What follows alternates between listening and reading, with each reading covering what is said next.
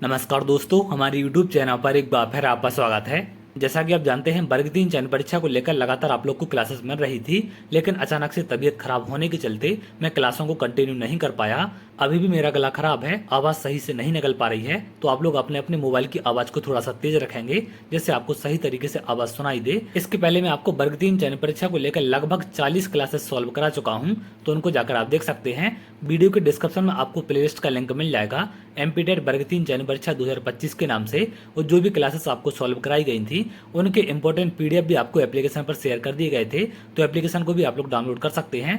Application का link भी आपको नीचे मिल जाएगा, या फिर संदीपनी एकेडमी हटा के नाम से आप लोग प्ले स्टोर पर भी सर्च कर सकते हैं, तो वहां पर एप्लीकेशन आपको मिल जाएगी। इन 40 वीडियो में विज्ञान, सामाजिक विज्ञान और अर्थशास्त्र की आपको 100 प्रश्नों की मैराथन क्लास भी सॉल्व कराई गई थी। लगभग 500 प्रश्न वहां से मिल जाएंगे, और इसके अलावा और कुछ इंपॉर्टेंट क्वेश्चन हैं, तो इन सबको जाकर आप देख सकते हैं। इसके अलावा मैथ को लेकर आप लोग के लगातार कमेंट आ रहे थे कि सर थोड़े बहुत जो इंपॉर्टेंट टॉपिक हैं वो मैथ के आप सॉल्व करा दीजिए, क्योंकि काफ़ी कम समय बचा है, सभी टॉपिक हम यहाँ पर कवर नहीं कर सकते, लेकिन जो आपके इंपॉर्टेंट टॉपिक हैं जहाँ से ज़्यादा संख्या में क्वेश्चन आपके पूछे जाते हैं उनको कराने का मैं प्रयास करूँगा। अगर मेरी तबीयत साथ देती है तो जो इंपॉर्टेंट टॉपिक हैं उन सभी को कवर करा दूंगा।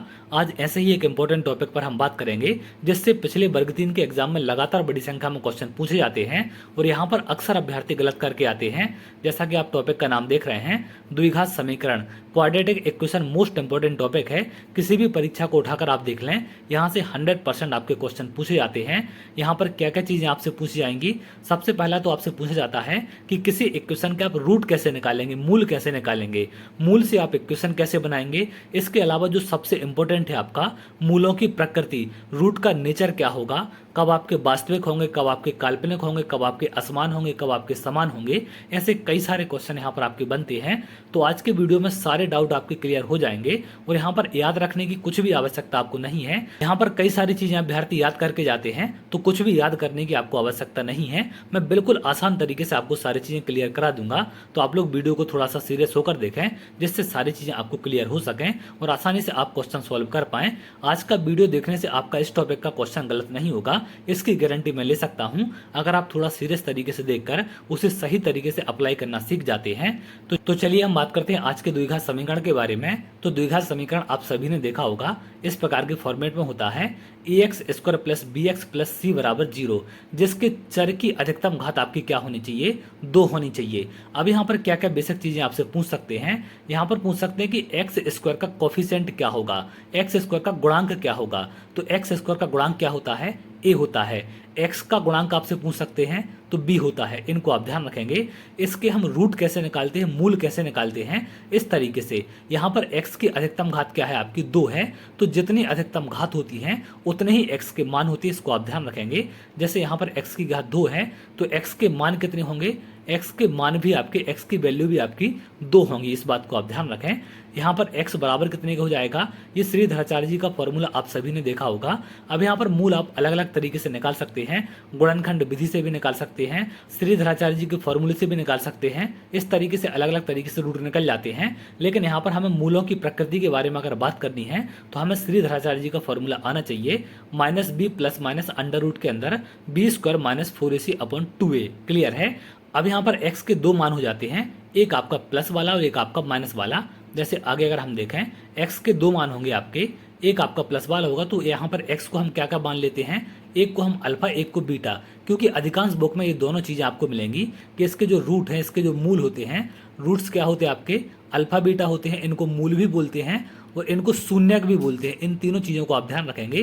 कहीं कहीं पर आपको शून्यक लिखा मिलेगा, कहीं पर आपको मूल लिखा मिलेगा, तो इसमें आपको कन्फ्यूज नहीं होना है। अल्फा बीटा 2 आपके क्या होते हैं?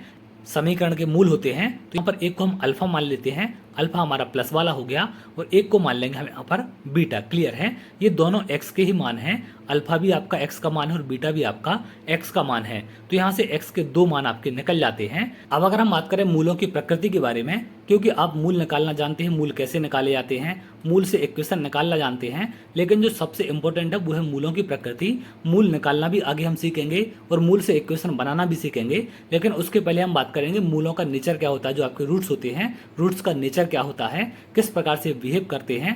तो यहाँ पर सबसे पहले आपका जो इक्वेशन होती है, इसके दो मूल मैंने आपको बता दिए, ये आप पहले से जानते हैं। एक आपका प्लस वाला होता है, एक आपका माइनस वाला होता है। तो यहाँ पर ये चीज़ आपकी फिक्स है, माइनस भी फिक्स है, 2a आपका फिक्स है। लेकिन सारे विवाद की जड़ इस टॉपिक की क्या है, ये रूट के अंदर वाली वैल्यू b² - 4ac, इस रूट के अंदर वाली वैल्यू को क्या बोलते हैं, विविक्त कर। मोस्ट इंपोर्टेंट है, इसको आप ध्यान रखेंगे।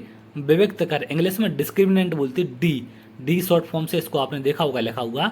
डी बराबर क्या होता है आपका, अंदर वाली वैल्यू जो है आपकी डी बराबर होता है b² - 4ac के। क्लियर है। अब इसको आप इस तरीके से भी लिख सकते हैं, x बराबर क्या हो जाएगा -b plus minus under root के अंदर क्या लिख दें आप d/2a।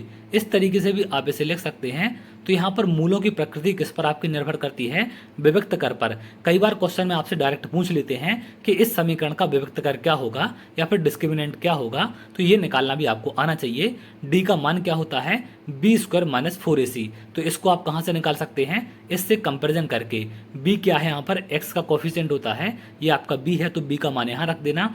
a क्या होता है आपका x² का कोफिशिएंट होता है, तो a का मान आप यहाँ पर रख देंगे। और c क्या होता है, ये पूरी वैल्यू, ये आपकी c है तो c का मान यहाँ पर रख देंगे तो आपको d मिल जाएगा। इस तरीके से विभक्त कर आप निकाल सकते हैं। अब अगर हम बात करें मूलों की प्रकृति के बारे में, तो मूलों की पूरी प्रकृति आपकी निर्भर करती है d पर। अब ये कैसे निर्भर करती है, अब देखिए यहाँ पर दो तीन चीज़ें आपको समझनी है। ये जो d का मान है रूट के अंदर, तो इसको आपको क्लियर रखना पड़ेगा। रूट के अंदर d का मान है, अब ये तीन प्रकार से हो सकता है आपका। एक तो कंडीशन क्या हो सकती है, d छोटा हो सकता है 0 से। दूसरी कंडीशन क्या हो सकती है, d बराबर हो सकता है 0 के। और तीसरी कंडीशन क्या हो सकती है, d बड़ा हो सकता है 0 के।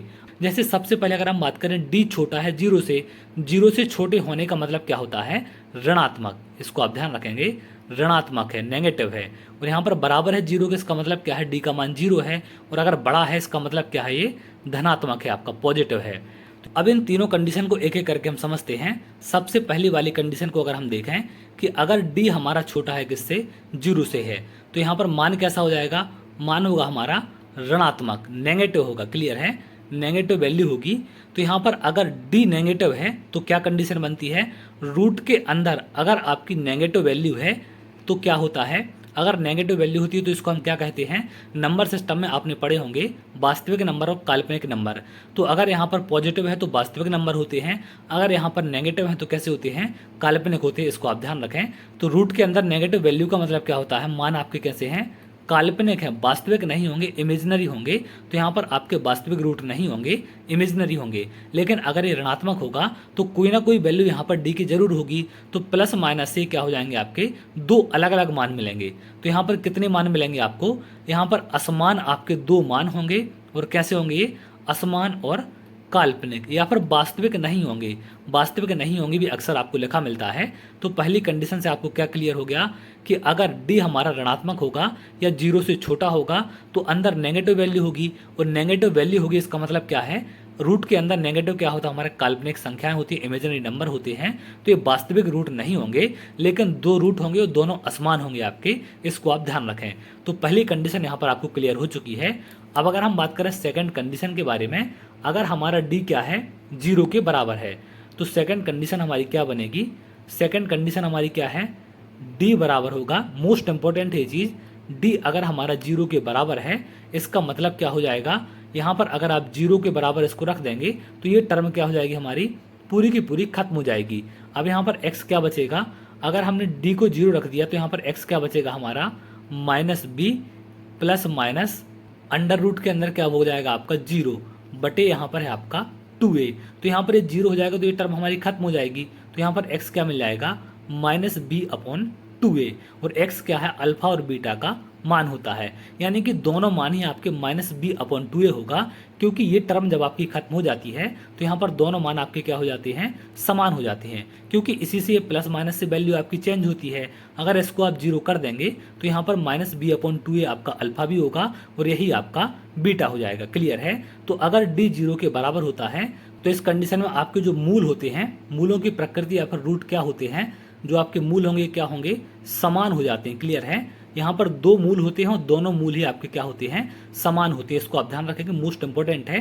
कई बार क्वेश्चन में आपसे डायरेक्ट पूछ लेते हैं कि इस समीकरण के मूल समान हैं तो इसका मान क्या होगा। मूल समान होने का मतलब क्या होता है, डी का मान 0 होना। क्योंकि अगर यहाँ पर इस रूट के अंदर वाली वैल्यू का मान 0 नहीं होगा तो यहाँ पर प्लस माइनस से वैल्यू आपकी वेरी करेगी, वो दो अलग अलग मान मिलेंगे। अगर इसको हम 0 कर देते हैं तो ये प्लस माइनस का कॉन्सेप्ट यहाँ से खत्म हो जाता है और -b/2a आपका अल्फा और बीटा बचते हैं। तो इससे कंडीशन क्या होती है, आपके दो मूल होते हैं वो दोनों ही आपके समान होते हैं।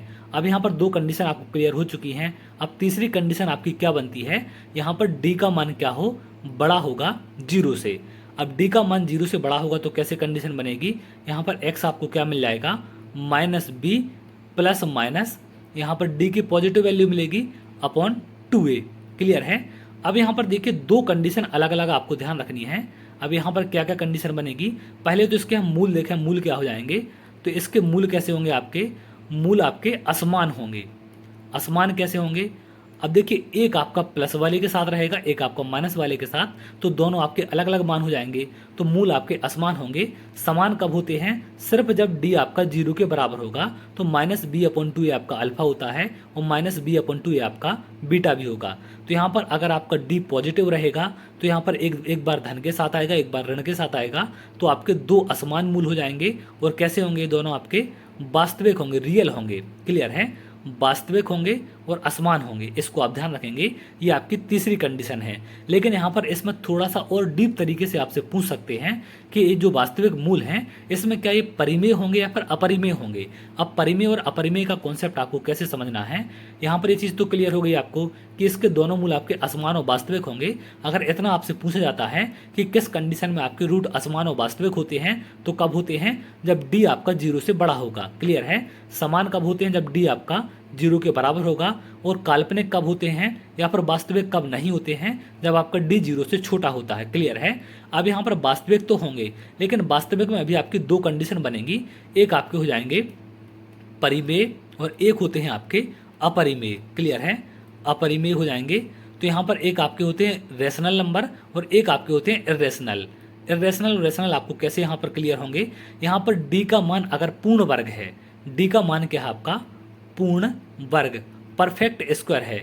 और एक हो सकता है आपका ये पूर्ण वर्ग के बराबर ना हो। क्लियर है, पूर्ण वर्ग ना हो, एक आपका पूर्ण वर्ग के बराबर हो और एक पूर्ण वर्ग के बराबर ना हो। जैसे अगर डी का मान मान लीजिए आपका 4 है, 16 है, 25 है, तो यहाँ से आपकी मान क्या होगा, रूट के बाहर निकल जाएगा। लेकिन अगर मान लीजिए इसका मान क्या है, यहाँ पर 6 है, रूट के अंदर 6 है या रूट के अंदर आपका 8 है, तो यहाँ से पूरी संख्या बाहर नहीं निकलती है। यहाँ पर रूट 6 क्या है आपका, एक अपरिमेय है। क्लियर है। तो रूट के अंदर जो भी मान होता है वो कैसी संख्या होती है आपकी, अपरिमेय, इर्रेशनल होती हैं। तो इस कंडीशन में रूट आपके अपरिमेय होंगे। और अगर ये परफेक्ट स्क्वायर होंगे तो इस कंडीशन में रूट क्या होंगे, आपके परिमेय होंगे।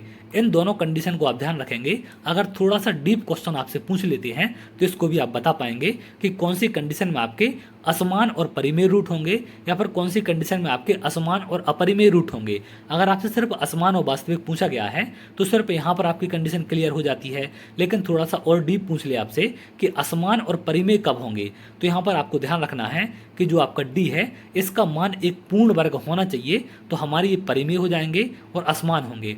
अगर ये डी का मान पूर्ण वर्ग नहीं है, इसका मतलब यहाँ पर संख्याएं कैसी होंगी, आपकी अपरिमेय होंगी। तो ये थी 3 कंडीशन जिनसे आपको मूलों की प्रकृति क्लियर हो जाएगी। अगर आपको समझ में नहीं आता है आप दोबारा से वीडियो को देख सकते हैं। यहाँ पर कुछ भी याद करने की आपको आवश्यकता नहीं है, सिर्फ आपको डिस्क्रिमिनेंट जो आपका डी है, विभक्त कर है, विभक्त कर को अगर आप समझ जाते हैं तो आपको सारी चीज़ें क्लियर हो जाएंगी, क्योंकि उसी से आपके सारे मूल वेरी करते हैं। प्लस माइनस का जो कॉन्सेप्ट है वो डी पर ही आपका डिपेंड है। क्लियर है। जो रूट के अंदर b² - 4ac की वैल्यू होती है तो डी का मान आप ध्यान रखेंगे b² - 4ac। अगर आपको यहाँ पर चीजें क्लियर नहीं है तो आगे क्वेश्चन से आपको चीजें क्लियर हो जाएंगी। तो चलिए क्वेश्चन पर हम बात करते हैं। कुछ क्वेश्चन से मैं आपको इन चीजों को समझा देता हूँ। जैसा कि सबसे पहला प्रश्न आप यहाँ पर देख रहे हैं, निम्न में से कौन सा द्विघात समीकरण यहाँ पर 3x² - 4x + 10 = 0 के मूलों की प्रकृति का वर्णन करता है। अब यहाँ पर हमारा समीकरण क्या है, 3x² - 4x प्लस है यहाँ पर 10 = 0 के। अब मूलों की प्रकृति हमने पहले देख ली है। रूट का नेचर हम कैसे निकालते हैं, ये पूरी की पूरी चीजें डिपेंड करती हैं रूट के अंदर जो डी होता है। क्लियर है। जो रूट के अंदर मान क्या है, डी किसके बराबर होता है, ये b² - 4ac के।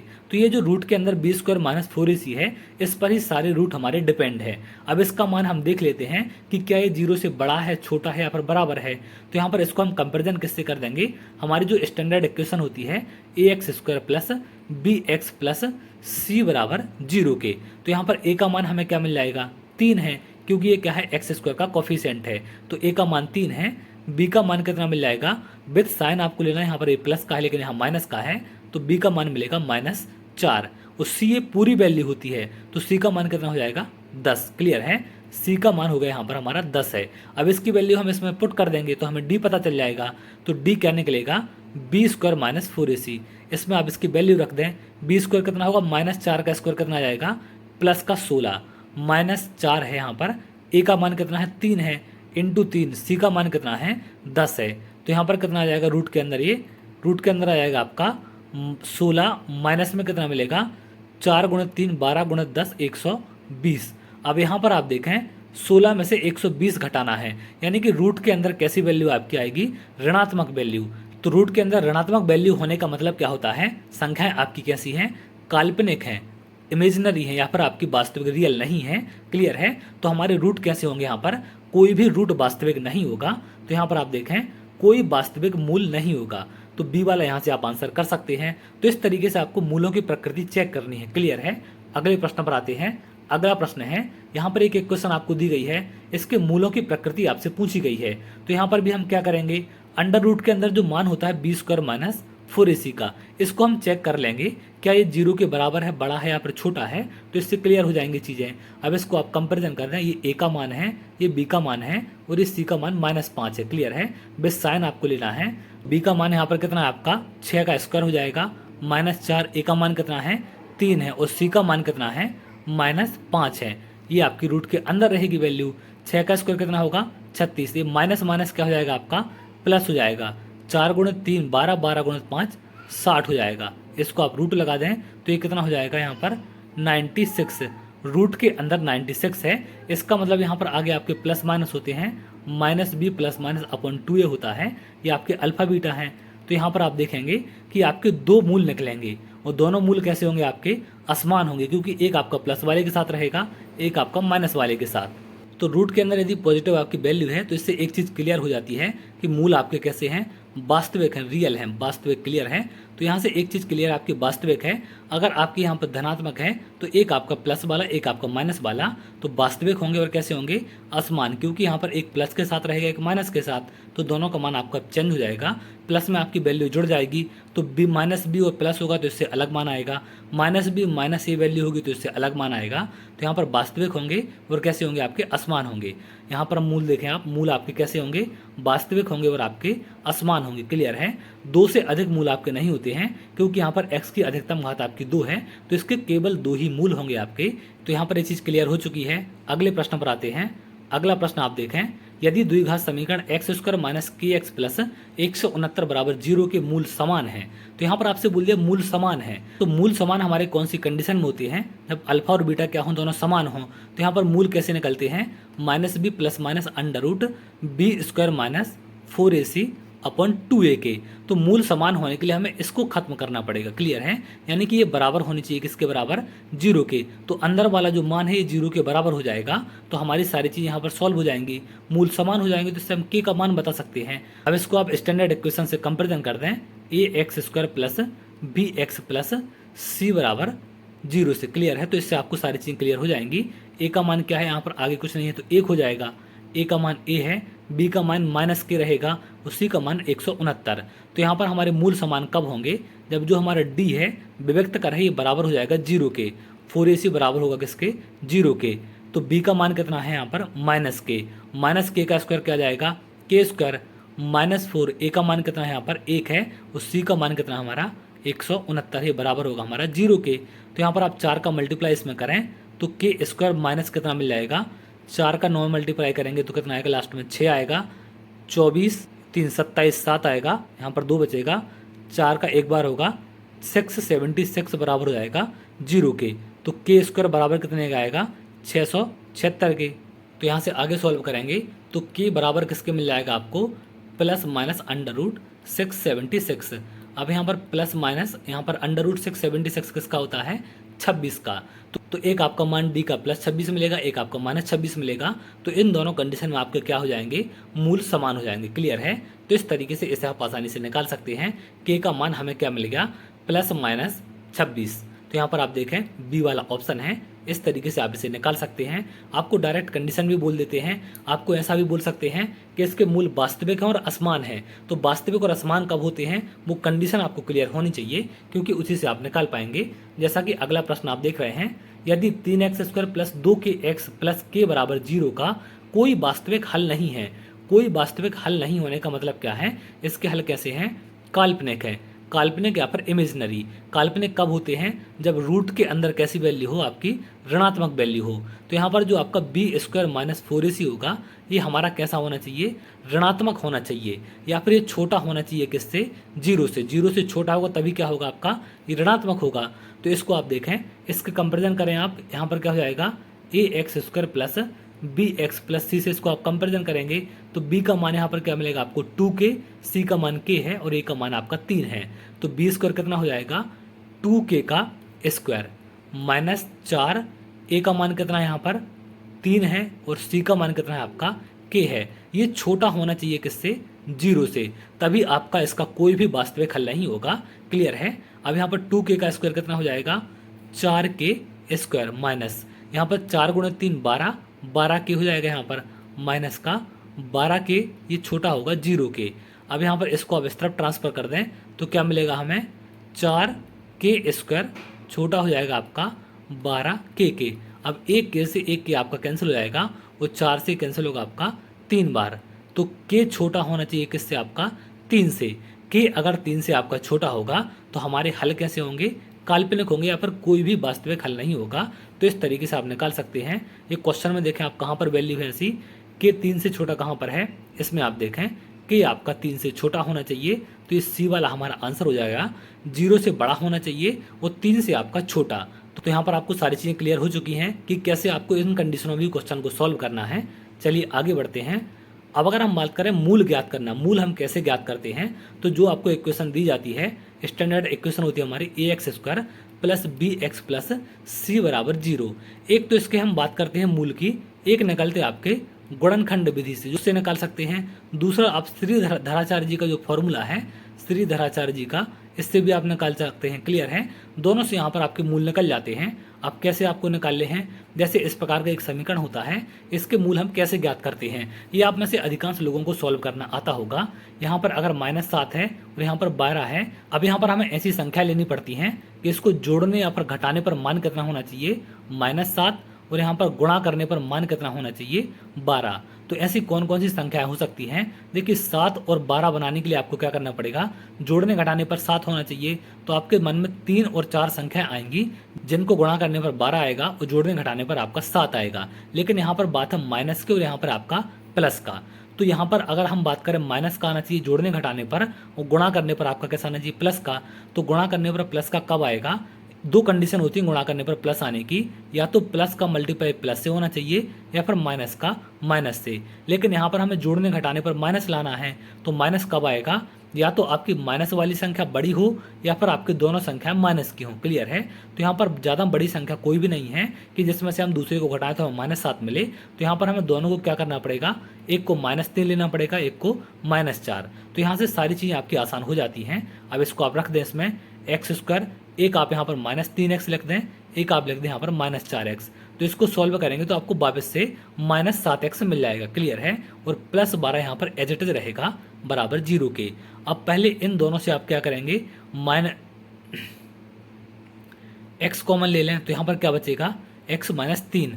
अब यहाँ पर आपको क्या करना है, -4 कॉमन लेना, जिससे x -3 ही आपका यहाँ पर बचे। तो यहाँ पर क्या बच जाएगा आपका, x -3 बराबर 0 के। अब इन दोनों से आप क्या कॉमन ले लें, x -3 लेंगे तो यहाँ पर क्या बचेगा आपका, सिर्फ x बचेगा, और यहाँ पर क्या बचेगा आपका -4 बराबर 0 के। इसको आगे आप देखें आगे कैसे सॉल्व करेंगे। अब यहाँ पर इसको निकालने के लिए आप क्या करेंगे, इसको बटे करेंगे तो ये 0 हो जाएगा। तो यहाँ पर x -3 भी आपका बराबर होता है 0 के, और एक आपका x -4 भी बराबर होता है आपके 0 के। क्लियर है। तो यहाँ पर x का मान मिल जाएगा आपको 3 और यहाँ पर x का मान मिल जाएगा आपको 4। इस तरीके से आप मूल निकाल सकते हैं। अब आपसे मूल से इक्वेशन भी पूछ सकते हैं, तो यहाँ पर आपने इक्वेशन से मूल कैसे निकाले, इस तरीके से। अब आपसे इनसे वापस से ये बनाने को पूछ सकते हैं, तो ये हम कैसे बनाते हैं, इसमें ज़्यादा दिमाग आपको नहीं लगाना है। -2 और 3 आपके मूल हैं, रूट हैं, यहाँ पर शून्यक हैं। तो यहाँ पर मूल क्या होते हैं, जो यहाँ पर आपके लास्ट में निकले मान। x का मान क्या निकला है, x का एक मान आपका -2 होगा और x का एक मान आपका 3। इस प्रकार से जो लास्ट में निकलता है यही आपके क्या होते हैं, मूल होते हैं। जैसा कि यहाँ पर हमने निकाला, तो एक मूल हमारा 3 हो गया, एक मूल हमारा 4 हो गया। अब यहाँ पर हमें मूल पहले से दिया गया है, यानी कि लास्ट से यहाँ पर स्टार्टिंग की जा रही है। इससे आप आसानी से याद रख पाएंगे।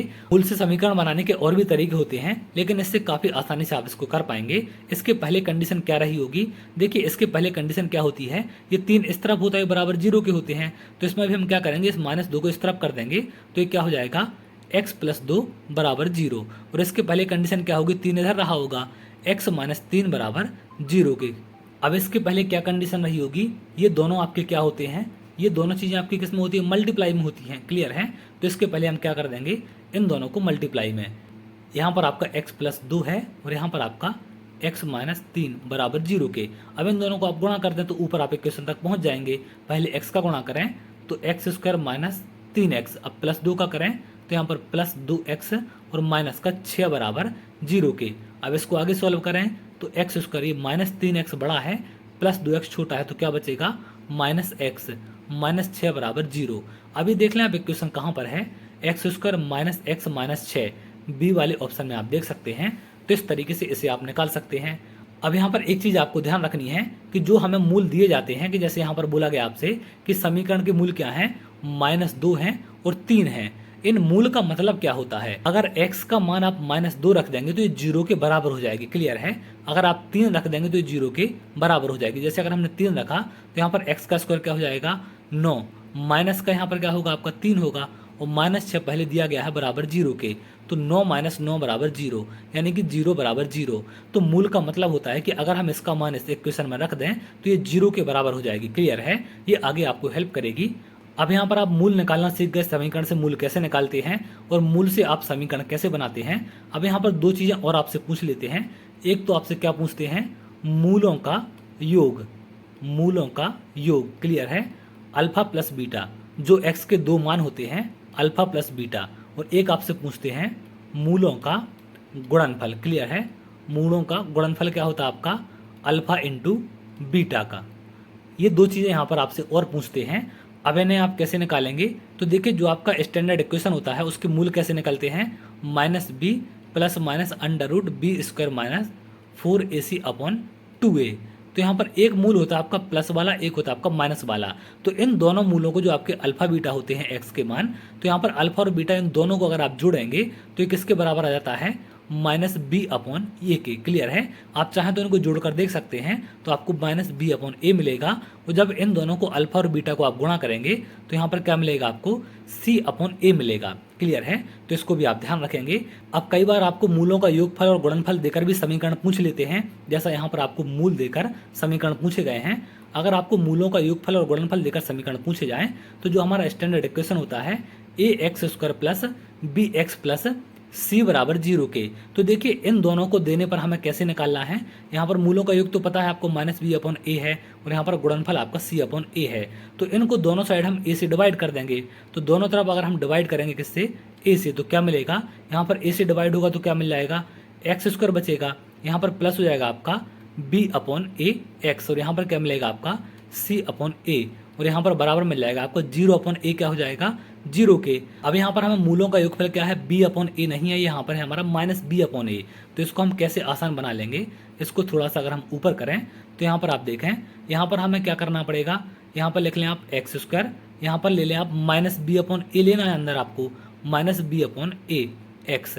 लेकिन हमारा यहाँ पर ये प्लस का है तो हमें क्या करना पड़ेगा, यहाँ पर भी माइनस लेना पड़ेगा, क्लियर है। और यहाँ पर क्या हो जाएगा आपका c/a एज इट इज रहेगा बराबर 0 के।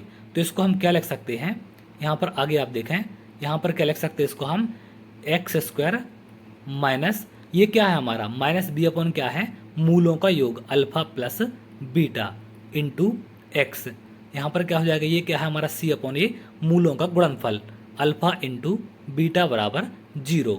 अब यहाँ पर अगर आपको दे दें कि आपको मूलों का योगफल इतना है, मूलों का गुणनफल इतना है, तो समीकरण कैसे बनाएंगे, इस तरीके से आप बना सकते हैं। यहाँ पर वैल्यू कर पुट करके यहाँ पर आप मूलों के योगफल की वैल्यू पुट कर देंगे, यहाँ पर आप गुणनफल की, तो आपको क्या मिल जाएगा, इक्वेशन मिल जाएगी। क्लियर है। तो दोनों तरीके से आपको इक्वेशन बनाना आना चाहिए। अगर आपको मूल दिए हैं तो उससे भी आप इक्वेशन बना पाएँ, मूलों का योगफल दिया है तो योगफल और गुणनफल से भी आप इक्वेशन बना पाएँ। योगफल आपको कैसे निकालना है, गुणनफल आपको कैसे निकालना है, ये दोनों चीज़ें यहाँ पर आपको आनी चाहिए। क्लियर है। अब यहाँ पर आपसे मूलों का योगफल और गुणनफल भी पूछ लेते हैं कि इक्वेशन का मूलों का योगफल क्या होगा और गुणनफल क्या होगा, तो इस पर भी आगे हम बात करेंगे।